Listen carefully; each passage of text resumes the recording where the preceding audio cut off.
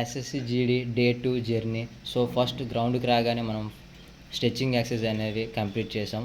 తర్వాత 4 lapse warm up అనేది చేయడం జరిగింది. తర్వాత ఈరోజు స్ట్రెంత్ వర్కౌట్ అనేది చాలా అవసరం అంట. మనకి 100కి 30% స్ట్రెంత్ అనేది మనకి రన్కి ఇంప్రూవ్ అవ్వడం కోసం సో చాలా ఉపయోగపడుతుంది.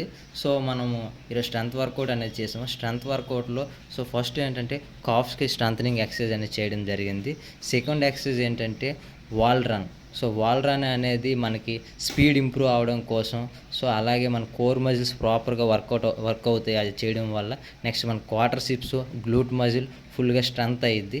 నెక్స్ట్ ఏంటేం చేసామంటే మనం బాక్స్ జంప్ అనేది చేయడం జరిగింది. ఈ బాక్స్ జంప్ వల్ల మనకి ఎజిలిటీ అనేది వచ్చింది మనకి. అలాగే మన క్వాడ్రిసిప్స్కి బాగా స్ట్రెంత్ అనేది డెవలప్ అయ్యిద్ది. సో నెక్స్ట్ ఎక్సర్సైజ్గా మనం స్విట్ లంజెస్ చేసాం. సో దీనివల్ల మంచి స్ట్రెంత్ అనేది వచ్చింది.